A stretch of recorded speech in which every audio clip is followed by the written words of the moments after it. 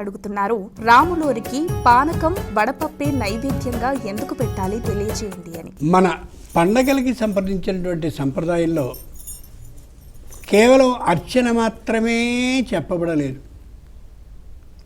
ఆరోగ్యానికి సంబంధించినటువంటి నైవేద్య విధానాన్ని కూడా ఏర్పాటు చేశారు.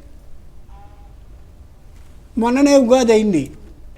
ఉగాది నాడు 6 రుచుల పచ్చడి మనం స్వీకరించాం. మధుర, ఆమ్ల, కట్టు, కషాయ, లవణ, తిక్త భేదాత్. తీపి పదార్థం కోసం చెరుకు ముక్కని గెలిపాం. ఆమ్ల పులుపుదనం కోసమని చింతపండుని తెచ్చాం. కట్టు కారం కోసం మిరియపు గింజని పొడిగొట్టాం. కషాయ వగరుతనం కోసం ఈ కాలంలో అంటే ఉగాది కాలంలో వచ్చిన మామిడికాయ ముక్కని దాంట్లో కలిపాం. లవణ సముద్రపు ఉప్పు, సైంధవ లవణం అంటారే, ఆ లవణాన్ని తెచ్చి గెలిపాం. తిక్త చేదుతనం కోసం వేపపూతని తీసి కలిపాం దాంట్లో. అది పచ్చడి చేసాం. ఎందుకని?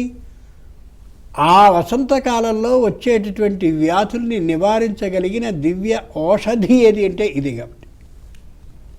అలాగే భాద్రపద మాసం వచ్చింది అనుకుందాం. వినాయకుడికి ఉండ్రాళ్ళు ఇష్టం అంటారు. ఉండ్రాళ్ళు ఆవిరి మీద ఉడుకుతాయి.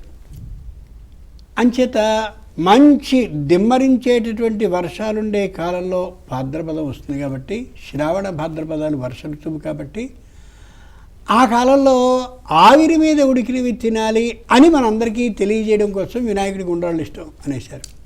సరిగ్గా ఇదే తీరులో మొత్తం అన్ని పండగల్లోనూ దేవుడికి నైవేద్యం పెట్టే అన్ని పదార్థాలు మన ఆరోగ్యం సుఖంగా ఉండడం కోసం ఏర్పాటు చేయబడినవే తప్ప మరొకటి కాదు. ఈ నేపథ్యంతో ఆలోచించి చూస్తే శ్రీరామనవమి నాడు పానకం వడపప్పు ఎందుకు ఇస్తారు? మంచి వేసంకాలంలో వస్తుంది శ్రీరామనవమి. ఈ చెంప గాలుపు ఆ చెంపకు కొడుతూ ఉంటుంది.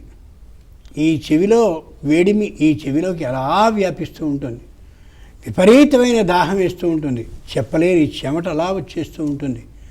కళ్ళన్నీ కూడా ఎర్రబడిపోతూ ఉంటాయి. చెవులు గళ్ళు పడిపోతూ ఉంటాయి. అంత భయంకరమైనటువంటి ఆ ఎండలో సరైనటువంటి వైద్యం ఏమిటంటే అవో ఇవో మాత్రలు వేసుకోవడం కాదు, పానకం వడపప్పు.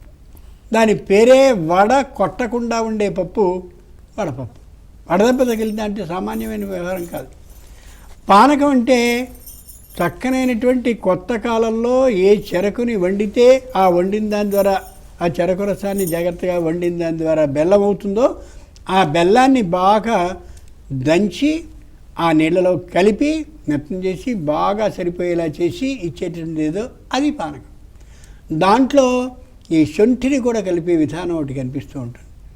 అంచేత వడపప్పు పానకం ఏవైతే ఉన్నాయో అవి ఈ చైత్ర మాసంలో మంచి బ్రహ్మాండమైనటువంటి ఆ వడగొట్టేటటువంటి కాలంలో, రాముల వారి యొక్క వివాహ కాలంలో వడపప్పు పానకాన్ని కానీ తీసుకున్నట్టయితే ఆ ఎండ సంబంధించినటువంటి బాధ శరీరానికి కలగదు అని. అంచేత దాన్ని అందుకే ఇస్తారు, మిగిలినవి కాదు.